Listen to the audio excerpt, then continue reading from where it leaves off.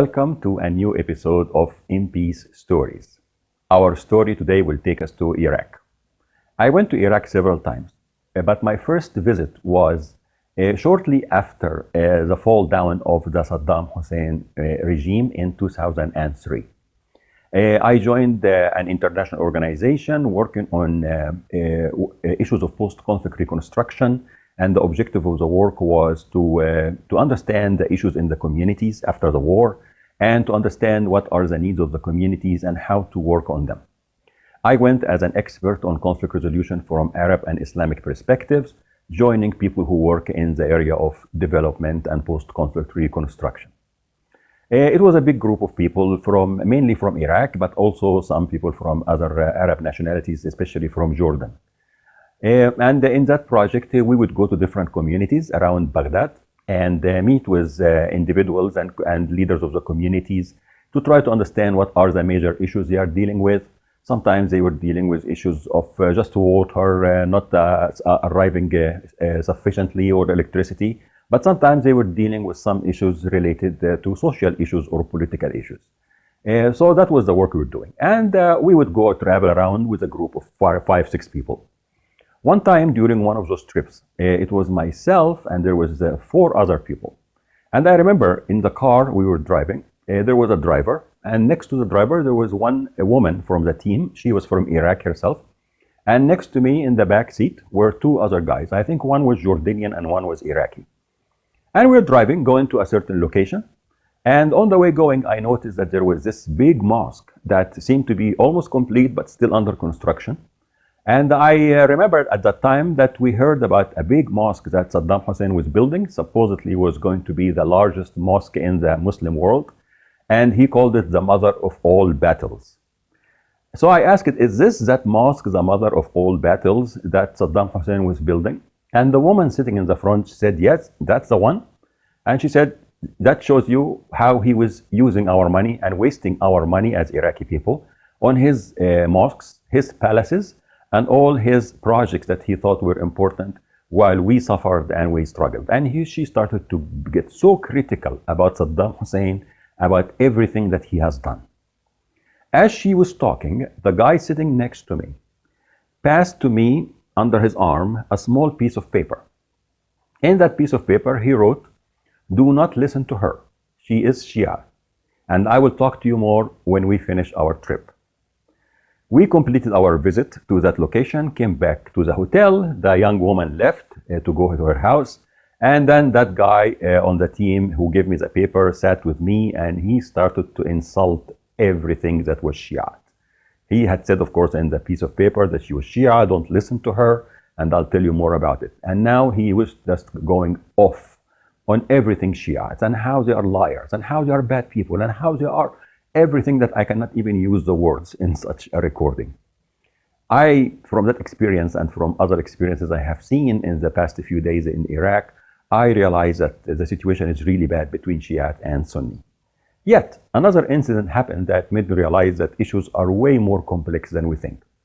That same very guy who gave me that piece of paper and insulted everything that was Shia, on a Friday we went to pray the Friday prayer, the Jummah prayer, in a mosque, and after the prayer I said to him that I am really starving for like homemade food. I'm tired of the hotel food.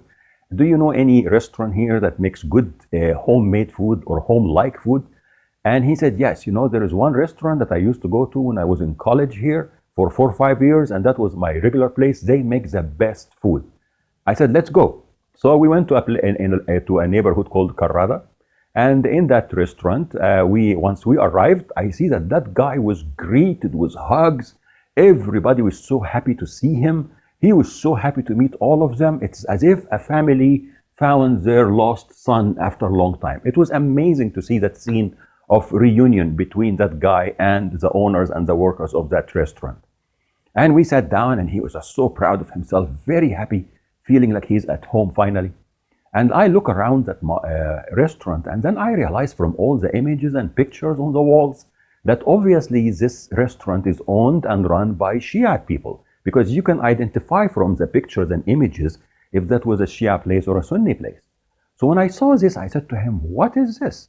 A few days ago, you were insulting everything that was Shiite. And now you're bringing me to your favorite restaurant, and the owners and the workers are all Shiites? He said, yes, you have to understand, it's not as simple as you think. Yes, on the political level, maybe we don't like each other, we hate each other, we even fight each other. But on other levels, we get along very well. On the personal, social, business level, we get along very well. We even intermarry. And the tribes and clans are made of Shia and Sunnis, many of them. And we don't have any problem dealing with each other on such levels. It's only the political level that is troubled. That was quite an interesting story for me, because it made me realize the depth of the issue and the complexity. It is not fair and it's not accurate for us to think that Shia and Sunnis just cannot stand each other.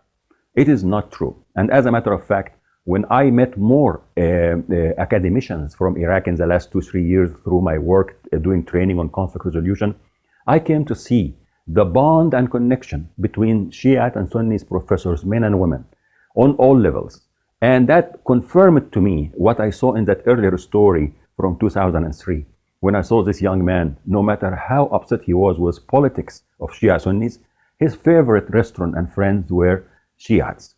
And that shows me that when we think of how can we deal with those issues, we have potential for finding good, lasting solutions. We can build on the positives. We can build on those strong bonds on the social, personal, family, clan levels, and see how we can use them to bridge between people and to address the political issues and the violent issues. And I believe that this will take hard work of trying to go on into the deeper elements of what is dividing people now along those lines, and not only on the Shia Sunni issues, but also on issues related to being Muslim and Christian in some places, Jewish and Muslim, Buddhist and Hindu, and many others, or even as we see in America, between people from one political side and another political side, the issues of Black Lives Matter and the divisions we are seeing around issues like this. I think that there is potential for us to know that there are, no matter how we see the division and the violence, underneath that there are elements of union and of understanding.